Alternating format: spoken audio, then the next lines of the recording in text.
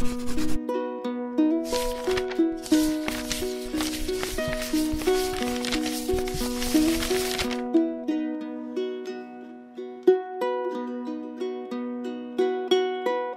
a day, everyone. Have you ever felt a sense of awe and admiration upon entering a beautiful and quiet church, or a feeling of disappointment or sadness upon seeing a dirty, unruly church?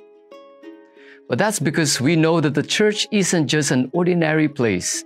It is a temple of God where we can meet and connect with Him. The church is the house of God. That is why it is only proper to keep the church beautiful and suitable for God's presence and for worship, because it is a sacred space. That is why Jesus drove away the people who were using the temple area for commercial purposes.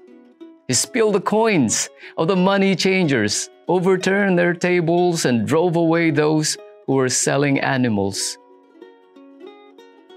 Actually, Jesus was teaching them two very important lessons.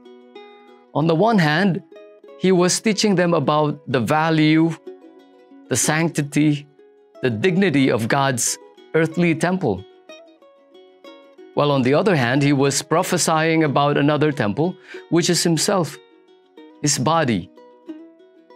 Jesus is the new temple that people will try to destroy. And later on, during the Holy Week, we will hear more about this attempt to destroy this corporeal temple of Jesus. They will try to break His spirit by mocking Him, scourging Him, by making Him carry the weight of the cross that should have been ours to carry, and finally, by killing Him. The disciples realized this after Jesus' resurrection. It was very clear to them that Jesus was talking about His rising from the dead when He said, "Destroy this temple, and after 3 days, I will raise it up."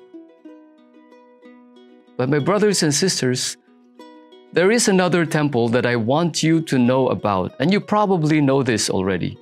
And that is the temple that Christ Himself built upon the hearts of people.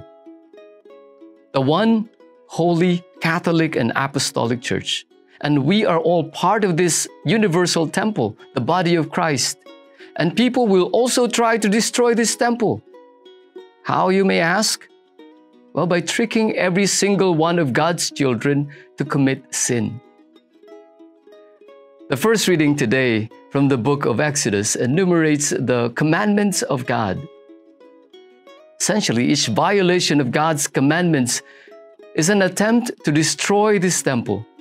So when someone chooses to commit idolatry, or to take the name of God in vain, or to forget to keep the Sabbath day holy, or dishonor his mother and father, or kill another person, or commit adultery, or steal, or bear false witness against another, or covet his neighbor's house, wife, slaves, animals, or anything that does not belong to him, he is little by little trying to destroy the temple of God.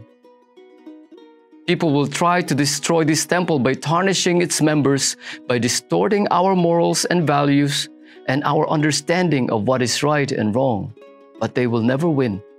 Because into each generation, God always sends someone whose heart is genuinely consumed by the zeal of God's house.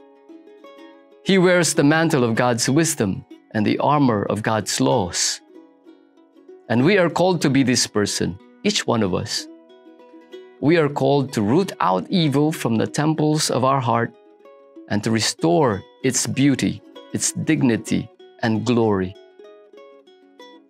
And so I pray that as we continue with our celebration of the Lenten season, we may become that person who will protect and preserve the sanctity and the dignity, not only of God's earthly temple, but also the temple of Christ's body, the one, holy, Catholic, and Apostolic Church.